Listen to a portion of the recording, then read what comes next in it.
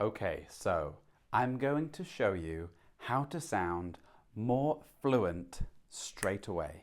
But first, I want you to look at these two videos and tell me, who do you think is the most fluent speaker?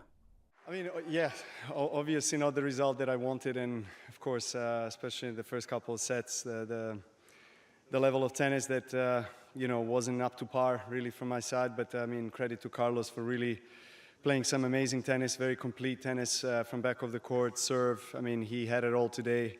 I tried to push him, save the 3 match points and extended the match a little bit, but it wasn't meant to be. Really, he was an absolutely deserved winner today. So huge congratulations to him for amazing tennis.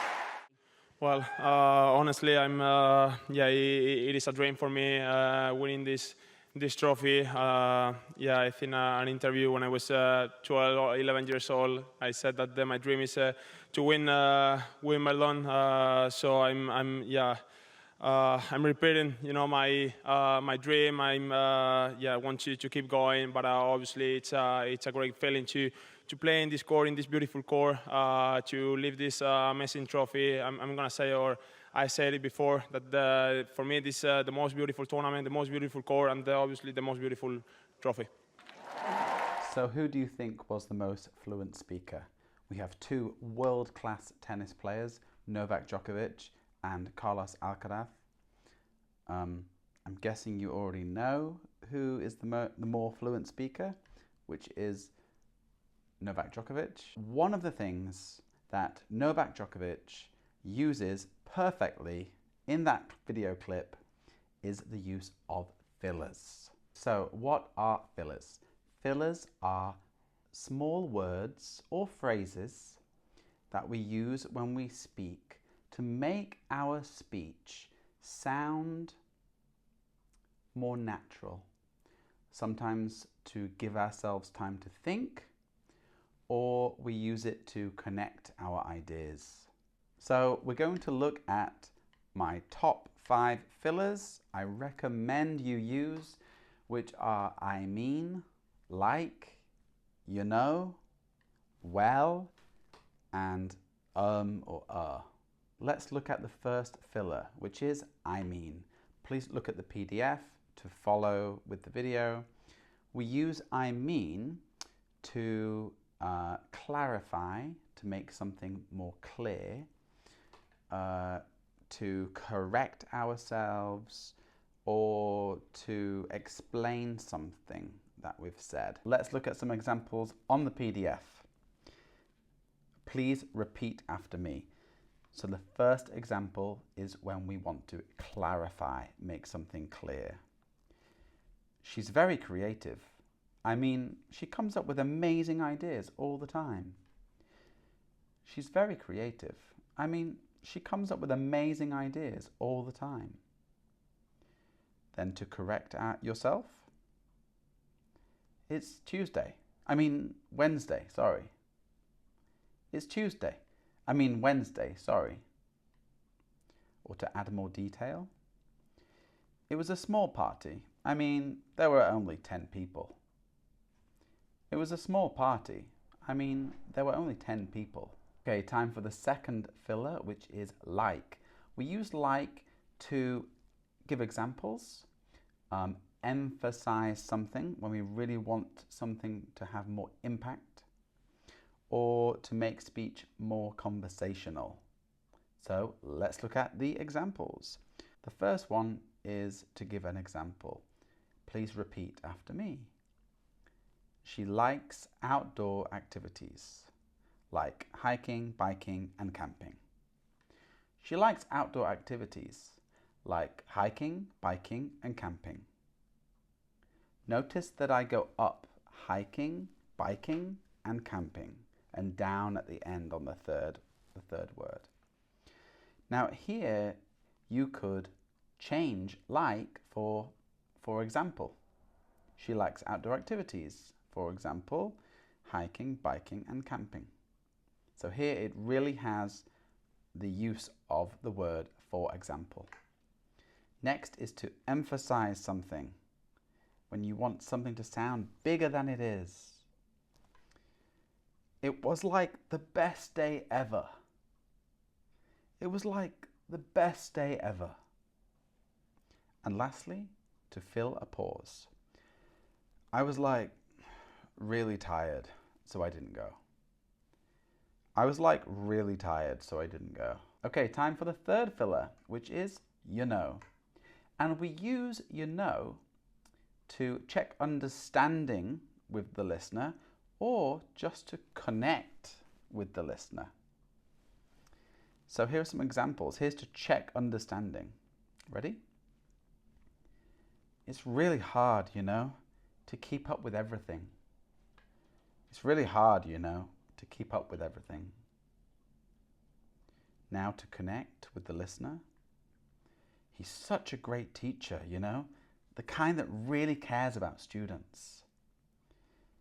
He's such a great teacher, you know, the kind that really cares about students. Okay, the last one is just to emphasize familiarity, something that's familiar with someone. So let's look at the example. We went to that little cafe, you know, the one near the park. We went to that little cafe, you know, the one near the park. Hi, if you're still watching, thank you so much. Here is a really useful bonus tip, okay? The fillers, I mean, and you know, work perfectly together. Why is that? Well, I mean is all about you, the speaker. It helps you explain or fix something that you've said. For example, I didn't like the movie. I mean, the story was just too slow. And you know is about the listener. It checks to see if they understand or agree with you. It invites them in. So let's make a sentence with them together. Ready? I didn't like the movie. I mean, the story was just too slow, you know?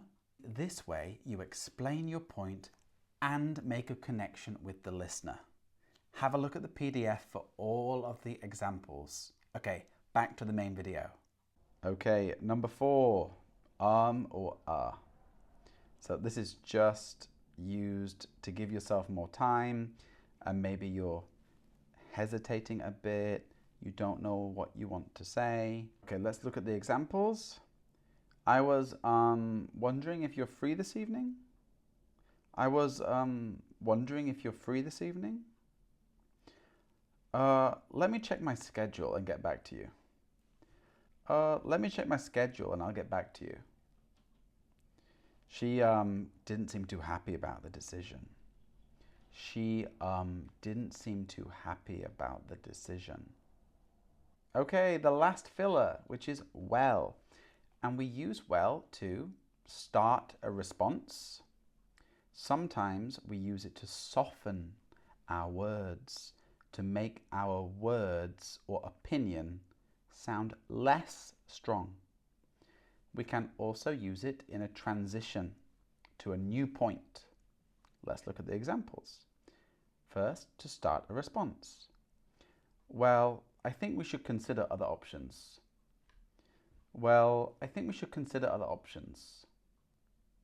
Well, I think we should consider other options. Next, to soften a statement. Well, it's not perfect, but it's a good start.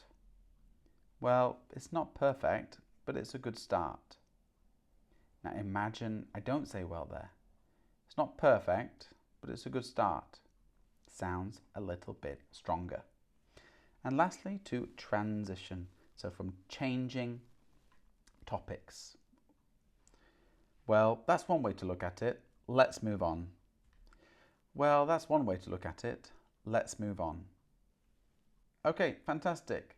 Please make sure to look at the PDF, try the exercises in the PDF, and maybe even write a comment in the comment section using all the fillers we have learned today. Here are my top 5 tips to remember. First, fillers are normal. Native speakers use them to sound more natural. Next, do not overuse them. If you overuse them, you can sound very unsure of yourself, less confident. Listen to this.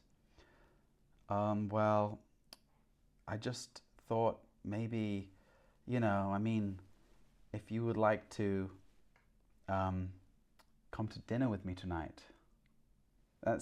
You can see I sound hesitant, I sound nervous, I sound shy, and I sound unsure. So I'm using them far too much there. Next, fillers give you time. So please use fillers when you need time to think before speaking. Next, try different fillers when you speak with native speakers. Don't just stay with like and all the time. Try and use them in different situations. Remember, the more you use them, the more familiar you will be with how to use them. The last one is keep it simple. You can use fillers, but don't rely on them too much. All right, we've come to the end of the video. I really hope this is helpful for you. I recommend filming yourself like a video diary about your day. Look at your speech. What fillers are you using? What fillers are you overusing, using too much? And how can you use different fillers? All right, good luck, and I'll see you in the next video. Thank you so much for watching, really.